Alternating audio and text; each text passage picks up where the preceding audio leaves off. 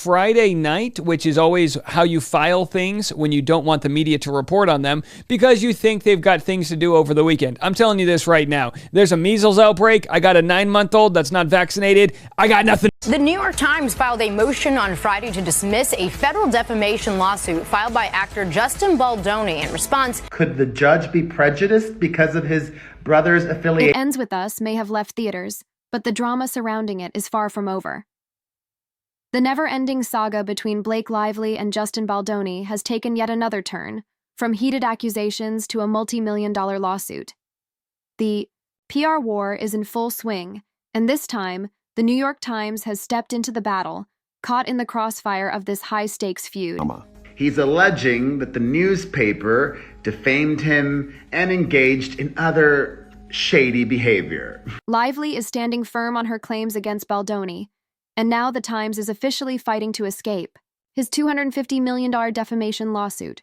The publication has formally requested the court to dismiss the case, arguing that they were merely doing their job as journalists and had no involvement in Lively's personal agenda. To strengthen their argument, the Times cited statutory laws protecting them under fair report privilege, which shields media outlets from liability when reporting on official documents, such as legal filings. But here's where things take a twist. Baldoni's legal team claims to have evidence proving that the Times had access to Lively's civil complaint days before the article was published. In fact, they allegedly knew about it long before Baldoni himself was even aware. So the real question arises, was the Times simply reporting the news? The article from the Times included all of these text messages and communications, which his team claims were heavily edited. And they were. Or were they actively collaborating with Lively to take him down? And this isn't just about one article. The Times didn't stop at covering the lawsuit. They turned it into a full-blown media spectacle. Baldoni insists that the paper deliberately published a one-sided hit piece, shaping public perception against him before he even had a chance to respond. So what's the real story here? Was Baldoni the target of a calculated Hollywood PR campaign working in Lively's favor? Or is he overreacting with this massive lawsuit against the media giant? The answer depends on which side of this battle you're on. One thing is clear, the New York Times wants out, and they want out fast. That New York Times sent to Justin back in December, days before Christmas, with a short one-day window for him to respond. We're going to get in. Weeks after Baldoni slapped them with a high-stakes defamation lawsuit, the publication finally made its move, taking the fight to court and demanding dismissal. Their defense? They were simply reporting on Blake Lively's civil rights complaint, doing their duty as journalists. Nothing more, nothing less. Danielle Rhodes-Ha, a spokesperson for the Times, said, as our motion shows, this case should never have been brought against the New York Times. Blake Lively raised serious concerns about the way she was treated on the set and after the movie's release. We did exactly what news organizations should do. We informed the public of the complaint she filed with the California Civil Rights Department. Mr. Baldoni's misbegotten campaign against the Times. According to them, this isn't part of some grand media conspiracy. It's just honest reporting meant to inform the public. But that raises a major question. How could a powerful media organization approve an article that had the potential to destroy careers based solely on one person's allegations? Is this really what journalism has become? No wonder trust in legacy media continues to erode. Indicios. Their motion to dismiss. A Times spokesperson dismissed Baldoni's lawsuit as a shameless PR stunt and accused him of launching a misguided campaign to discredit their work.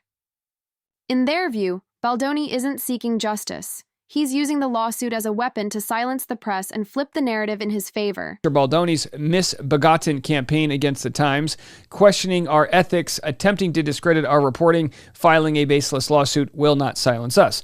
Now look. So basically, they're flipping the narrative, making Baldoni look like the one with an agenda while painting themselves as innocent journalists caught in the crossfire of his battle with Lively. Convenient, isn't it? Journalistic integrity is supposed to be one of the most valued principles in the industry, but after reading the article the Times published just before Blake filed her lawsuit in New York, it's hard not to wonder, how does the journalist who wrote it even sleep at night, knowing full well that they may have just destroyed someone's career? That up. As we've seen from the unlimited bandwidth of the internet, there's a lot of answers that Justin has to the questions by Blake Lively, answers that were not included. And let's be real, Baldoni didn't just wake up one day and randomly decide to amend his lawsuit. Every move he's made so far has been calculated, and his lawsuit against the Times is no exception. According to court documents, Baldoni isn't just claiming bad press. He believes it was a setup, part of Blake's bigger plan to wipe him out in one decisive strike. About this fight between these two? Well, what you don't know is a lot, right? Because Blake Lively's dominated the media. What they did was they worked with the New York Times, or publicists worked directly with the New York Times. They shared illegally obtained text messages. They shared those together. They concocted a complaint that they filed with the Civil Rights Division. If things had played out differently, it would have been an easy win for Lively, and she would have walked away victorious. But Baldoni understood early on that in a battle like this, receipts matter. There was no way he would go after the New York Times without proof to back up his claims. That's where investigative journalists like Candace Owens stepped in, uncovering details that had been buried. Turns out, the New York Times had access to Lively's complaint a full 11 days before they published their so-called unbiased article. They concocted a complaint that they filed with the Civil Rights Division. They omitted texts that would have provided context, texts that were in the exact same string that would have provided context of what was really going on. Just let that sink in for a second. 11 days. That's an eternity in the media world. More than enough time to get on calls, strategize, and carefully craft a narrative before it ever reaches the public.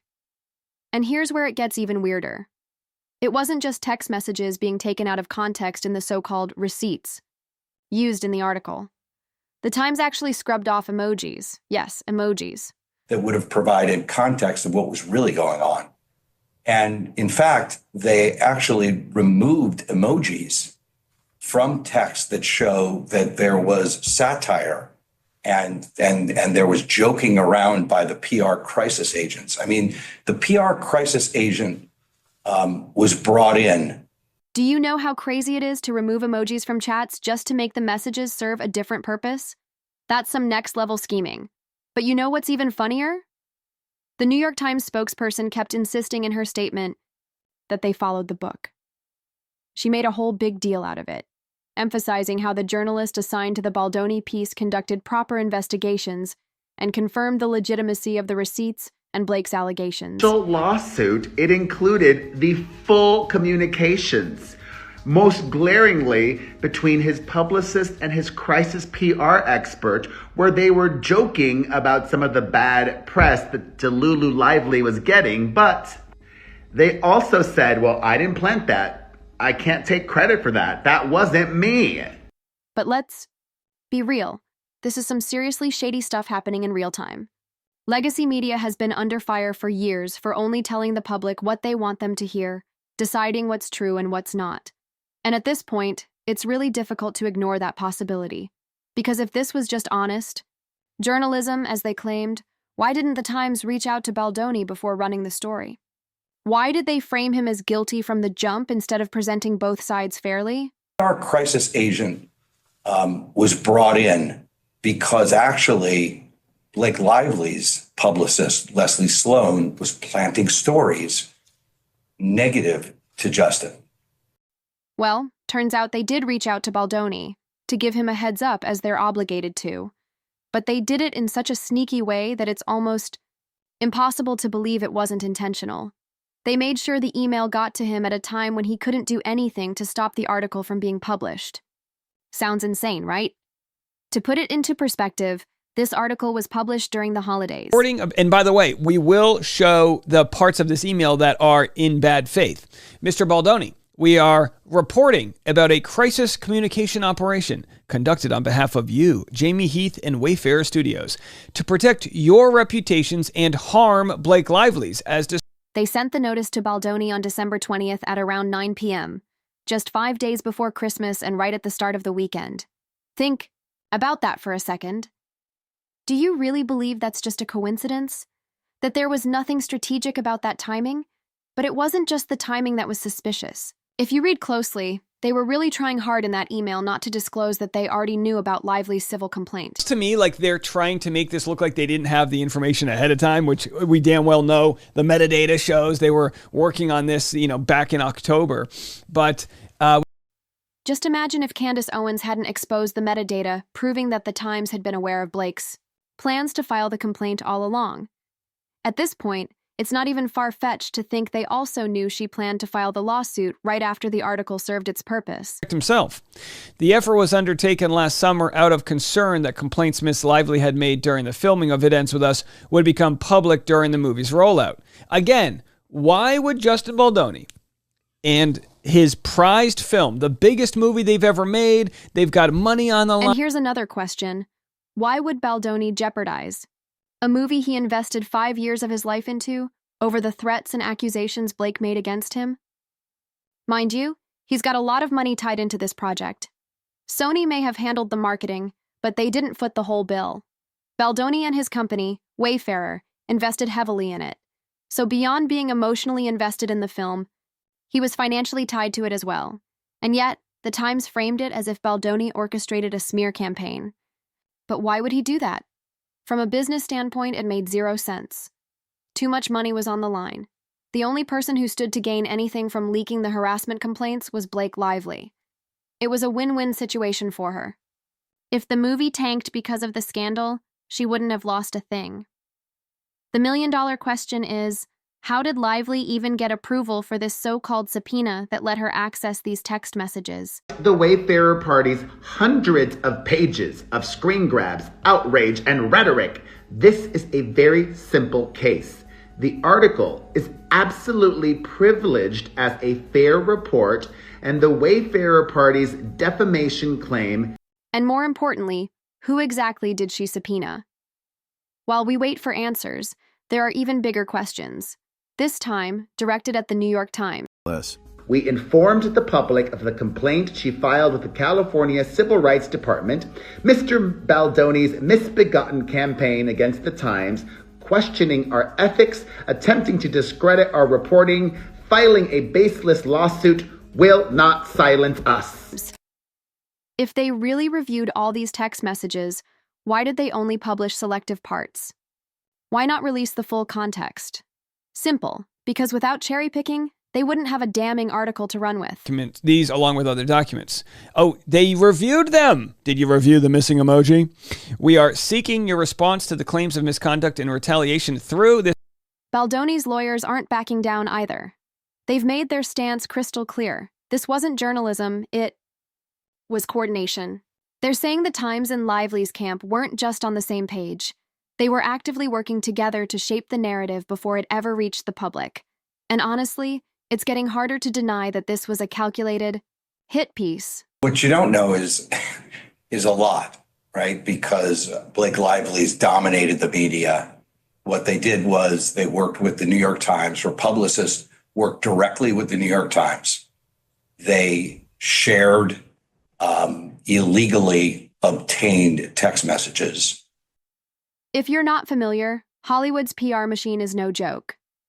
A-list celebrities like Blake Lively and her husband, Ryan Reynolds, have access to some of the most powerful crisis management teams money can buy. That's probably why they felt confident this wouldn't explode into a full-blown scandal. But plot twist, it did. If a newspaper as influential as the New York Times is taking sides before the public even realizes there's a controversy, someone is pulling the strings. No doubt about it. Think about this. The Times allegedly reviewed over 1,000 pages of text messages. If they truly combed through that much material, they would have seen the full story, right? But here's the thing. It's one thing to have evidence, and a whole other battle to prove it beyond a reasonable doubt, especially against media giants like the New York Times. If Baldoni manages to prove this in court, this scandal won't just be big. It'll explode. It'll set a precedent that could shake up the entire industry because if one of the world's most powerful newspapers was colluding with a Hollywood star to smear someone's reputation, what does that say about the rest of the media landscape? Film, he wanted to protect himself, and he wanted to protect her from making negative allegations about him that were made up and that are proven in this case, that you can see in late July before Melissa Nathan, the crisis PR person, was. This isn't just about clearing his name. Baldoni is exposing how the game is really played. And that's a bold move, but he's shown he's ready for the fight. And the Times? They better be ready too. Tomorrow by noon Eastern. So they send this out at 9:43 p.m. Friday and say we need to hear back from you by noon Eastern. Sending a notification email about a career-destroying article at 9:43 p.m. on a Friday during the holiday season? That's not just ruthless, that's strategic. And giving him less than 24 hours to respond? Insane. Who could possibly believe that wasn't deliberate? And here's the kicker. The Times had been working on this article since October, 2 whole months of preparation. Yet they only notified the person they were about to publicly destroy less than a day before publication. Sort of a print journalist. This seems so absolutely ridiculous. This seems so ridiculous that you would only give someone less than, imagine, I don't answer my email. You send an email Friday night. You got kids. You're trying to live your life. You're trying to just have those moments of quality time away from your phone. You're doing device-free time, DFT we call it at my household. How do you defend that? Meanwhile, as the New York Times was out here painting Justin Baldoni as Hollywood's ultimate villain, another major paper, the Los Angeles Times, actually did what real journalists are supposed to do. They investigated. And guess what? The real story at Baldoni's company, Wayfarer Studios, looks nothing like the one the Times tried to sell. So there was an article written in the Los Angeles Times, and this was an article written about employees who have worked at Justin Baldoni's production company, Wayfarer. And there's mixed reports and mixed kind of experiences of people who worked with this team. So I have a quote board for you. Here's where it gets really interesting. Unlike most media outlets covering this drama, the LA Times didn't rely on anonymous insiders or sources close to the matter. No, they went straight to the actual employees at Wayfarer Studios, real people who worked under Baldoni. And if the New York Times version of events were true, you'd expect these employees to have horror stories, right? Well, they didn't. Not a single employee accused Baldoni of harassment, misconduct, or anything remotely close to what Blake Lively and the Times insinuated. The worst complaint? Brace yourself. Toxic positivity. Yes, you heard that right. Some former employees claimed Baldoni was too positive, too uplifting, too motivational, too happy. Someone said it was constant positivity all the time. I would say toxic positivity. I'm always a little dubious of people who advertise themselves as disruptors of the status quo or quote unquote good people. It felt phony. Imagine the headline, "Man smiles too much, career ruined." That wouldn't exactly fit the New York Times narrative, would it? Seriously, have you ever heard the phrase toxic positivity before? The idea that being too optimistic is somehow a bad thing? It's bizarre. But what's even funnier is Wayfarer Studios' response. Instead of denying it, they fully embraced it. Their official stance, yes, we have an overly positive work environment. And no, we're not changing that for anyone. Okay, so Wayfarer has responded to this, saying this. There have never been any reported complaints regarding the workplace culture or any communicated issues regarding the platforms of its founders. Wayfarer believes that joy and positivity are the essence of good work, and they stand by this statement. So I want to... Now that is a power move. At a time when Hollywood is facing real scandals involving serious misconduct, Baldoni's so-called crime is wanting a positive and uplifting workplace. Make it make sense. But here's the real question. If the LA Times could uncover the truth with just a bit of actual journalism, why didn't the New York Times do the same? Why did they run with the most sensationalized, one-sided version of the story possible? Why didn't they speak to real employees or conduct basic research before publishing an article that painted Baldoni as guilty from the start? Because if they had, they would have found that there was no real scandal to begin with. And that would have killed the narrative. And if the narrative dies, so does its usefulness to Blake Lively. Dig into this article. Who wrote it? Who are they influenced by? Where is this coming from? Toxic positivity? Are you kidding me? This is you're Now, if you think the LA Times ran their article out of journalistic integrity, you might not know legacy media that well. The title alone tells you they don't actually care about Baldoni or his case. Either they wrote it for the clicks, or someone powerful is pulling the strings. Never underestimate the influence of Hollywood PR. You just can't. Either way, this lawsuit just got a whole lot messier. The New York Times might have thought they could bury this story, but Baldoni is making sure the truth comes out. And if things keep going in this direction, the ones with the most to lose might not be Baldoni after all. Now tell me, when did positivity become a problem? Because according to this article, it apparently is. And just when you thought the accusations couldn't get any more ridiculous, here comes another so-called scandal. Apparently, Baldoni and his billionaire business partner Steve Sarowitz talked about their Baha'i faith too much. Yes, that's the latest serious issue being thrown into the mix. An ex-employee claimed that their discussions about faith made the workplace feel professionally inappropriate, not coercive, not discriminatory, just uncomfortable. But here's where it gets even stranger. The journalist behind this hit piece is actually highly respected in the industry. So why was she so biased? What is journalism if not an attempt to understand the full context of a story? In the email she sent to Baldoni, she listed every accusation made by Lively.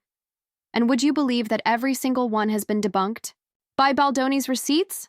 Let's talk about this so-called misconduct for a second. What happened, but then you wouldn't share that through the court documents. Is it because you don't have evidence to back that up, or is there evidence to actually refute what you're saying? Misconduct.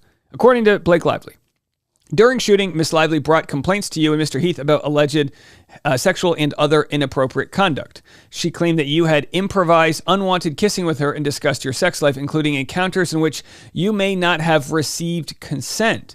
Now, again, according to him, the encounters he spoke of where there was not consent was when he... The scene where Lively claimed she was harassed? The 10-minute footage proves it never happened. The intimacy expert? She was the one who rejected it. And the claim that Baldoni pressured her to be more sexualized? It was Lively herself who requested a sexier version of her character. Encounters he spoke of where there was not consent was when he did not give consent. I don't know if there's any other encounters they're talking about. She claimed that but by the way, I mean, this is making it look like, hey, we're about to accuse you of... Now, if you thought all that was bizarre, wait until you hear this. One of the most ridiculous allegations? A disturbing video Baldoni allegedly showed Lively. You want to know what it actually was? A photo of his wife, moments after she gave birth at home. No nudity, nothing inappropriate, just a father sharing a meaningful moment. Think about that for a second. Now, let's be real. This entire attack on Baldoni feels less like an exposure of wrongdoing and more like an attempt to tear down his character. Now, as we know, the video of his wife naked was actually a very lovely water birth. You know, I've seen these water births. I had a baby 9 months ago. My wife did 10 months ago. And, you know, we watched every water birth video you could find. He's too positive. He's too religious. He smiles too much.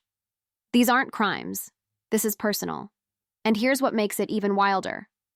Through all this noise about his supposed inappropriate behavior, how many Wayfarer employees have actually accused Baldoni of workplace harassment? 0. None. Not a single one. But the biggest bombshell of all? The so-called disturbing birth video was shown to Lively because, wait for it, there was a birth scene in the film, and if this journalist was truly interested in the truth, she would have given Baldoni a fair chance to respond to every claim. But she didn't. Instead, she did the bare minimum, sending him an email less than 48 hours before the article was published, because that's not journalism. That are online, you know, not a big bad journalist working for the New York Times, but we have a shred of credibility. And if we get something wrong, we share it. And we don't just tell you the result of the math equation, we show you the work. We show you how we got to why we feel the way we do. And people don't have to agree with that or believe it, but it's something where I think you guys will let me know by your subscribing. Understanding the actual That's a setup. it's based on. Publishing a hit piece that could have destroyed an actor's career, based on one side of the story, is absolutely wild. Once again, legacy media has shot itself in the foot. But the real question is, what did the Times stand? To gain by making Baldoni look bad? Why not go out into the field and actually dig for answers? There are hundreds of Wayfarer employees, many of whom worked on the movie set. There are producers, co-stars, and countless sources they could have spoken to. But instead of doing real investigative journalism, they chose to push a one-sided narrative. And now, after throwing everything at Baldoni and realizing he's still standing, they're back again, with another hit piece. But this time, the focus isn't on serious accusations. It's about vague complaints of toxic positivity and too much talk about faith. Instead of admitting they got it wrong, they're doubling down. And honestly, how am I supposed to believe everything else you're saying? If at this point right here, this point where Megan Twohey, big New York Times person, who, by the way, I'm sure she knows more to the story, this point, she doesn't fight back on, hey. It's beyond hypocritical for Blake to accuse Baldoni of a smear campaign when she's been running one against him from the start, and still is. But this is bigger than just a court battle. If you look closely, you'll see the real war here, an invisible fight to control the narrative. One side wants Baldoni to look untrustworthy, problematic, and questionable. But the flaw in their plan? They don't have real evidence. The other side, however, has receipts. A lot of them. And here's where things get really interesting. If Baldoni is right, if the Times had Lively's complaint at least 11 days in advance, giving them time to craft a one-sided story, then this isn't just bad reporting. This is collusion, a carefully orchestrated character assassination. And the more evidence Baldoni's team uncovers, the harder it becomes to ignore the possibility that this was never about justice. It was about destroying his career. Megan Twohey, do your job. If you're listening, do your job, okay? Put some context. If you're going to accuse people of revenge porn, put some context behind it. Why don't you? Why you send a 3-page letter out? Put some. If any real journalists are listening, do your job. But here's the thing. About smear campaigns. They only work if people don't start asking the right questions. And Baldoni is making sure those questions can't be ignored. It's crazy how these so-called respected media organizations decide what's true and what isn't. They shape the narrative, control the headlines, and for years, they got away with it. But not anymore. People are waking up. They're doing their own research. They've got their own detective hats on. Because at this point, everyone's starting to realize legacy media isn't worth much anymore. And now, just like that, they're backpedaling. Prestigious publications that's out there. Put some context behind an email you're sending out accusing someone of a federal crime. And if you don't have the context, why don't you ask Blake Lively for it? Suddenly, they're releasing statements about how they should have never been involved in the Gier lawsuit, as if they weren't one of the main players in this entire saga. Convenient, right? It's almost like they've completely forgotten the role their article played in this mess. Let's be real. If Baldoni hadn't been prepared for this fight, this would have been a slam dunk against him. Nobody survives a scathing hit piece from a powerhouse like the Times. It almost never happens. But somehow Baldoni did, and that alone makes his case one of the rarest we've seen. Now that all the cards are on the table, the real question is, what happens next? Will the judge take the Times at their word and dismiss Baldoni's lawsuit? Or will this case move forward, forcing one of the most powerful media outlets in the world to fight it out in court? Because if that happens, things are going to get messy. Life. And actually the evidence shows something different. Blake Lively was no victim here. She was in control, she was in power, and she took over this film. But you know what's even more shocking about this scandal? The fact that Blake wasn't satisfied with just taking over the movie. She always wanted to direct, and she made it clear she'd do anything to make that happen. And she did. She orchestrated a hostile takeover of the film. Baldoni spent 5 years of his life putting it together, but that didn't matter. She wanted more, but it wasn't enough to just take the movie. She had to go even further. She had to make sure Baldoni never found success in Hollywood again. Instead of taking her win and walking away, she wanted to land the final blow, but she missed. And an actress. And that's what she was supposed to be. As the time progressed in this film, she decided that she wanted to be a producer. She, applied to be a producer. She went and got, the dailies. She started to make edits. Lively could have taken the W and moved on to her next victim, another director to sabotage. But that's never going to happen now. No director in Yelm. Their right mind will want her anywhere near their production. No one will risk having her in their editing room. And at this point, most will avoid casting her altogether. And here's where things get really interesting. Team. The next thing you know, she took over the editing. She started making threats that she wouldn't promote the movie, that she wanted to be in control of marketing of the movie, that she would do nothing in terms of promotion unless she was the actual editor. If Baldoni's team gets their way in this lawsuit against the Times, that means depositions, documents, behind-the-scenes emails. It means we could finally see exactly how the Times built their story, how early they had access to Lively's complaint, and whether they truly coordinated with her team to control the narrative. But that's easier said than done, because if there's one thing legacy media is good at, it's covering their tracks. And you better believe they'll fight this case with everything they've got. Uninvited? Okay. She alleged that throughout filming, you and Mr. Heath invaded Miss Lively's privacy by entering her makeup trailer uninvited while she was undressed, including when she was breastfeeding her infant child. Now, that's what Blake claimed, that Baldoni invaded her privacy by walking into her trailer while she was breastfeeding. And yeah, that would be incredibly creepy if it were true. But here's the twist. She was the one who gave him permission to enter. Baldoni even backed this up with a text message proving it. So what are we supposed to believe here? That he magically forced his way in despite her own invitation? While she was pumping, that doesn't mean she gives them permission to come in while she was feeding her child. I've argued that if you want someone to come in at one time, that doesn't give them blanket permission. We don't know if that's the case, but I have argued that, hey... And the craziest part? We're barely into March, and this scandal has already exploded. Imagine where things will be 12 months from now when the trial actually begins. One thing's for sure, this is going to be a long ride. Now that it's clear no past or present Wayfarer employees have anything damning to say about Baldoni, at least nothing that supports Blake's accusations. Does her argument even hold up anymore? About you from the beginning. Before shooting, she objected to some sex scenes you wanted to add that she considered gratuitous. Creative issues. With the support of Sony, the film's distributor, she made her own cut of the movie, bringing in editors and a composer and adding in a Taylor Swift song. Wayfarer and Sony went with Miss Lively's cut, and she got a producer credit. The Reputation campaign. In May, several months after the filming wrapped, you were worried when she realized that Ryan Reynolds had blocked. At this point, the best they can do is spin hit pieces about his toxic positivity and question his faith. Seriously? That's their angle now? If they want to survive at all before the trial, they're going to have to do a lot better than that. Blake probably thought that when the Times dropped their bombshell article, this would be an open and shut case. Well, here we are, 2 months later, and this case is far from being shut.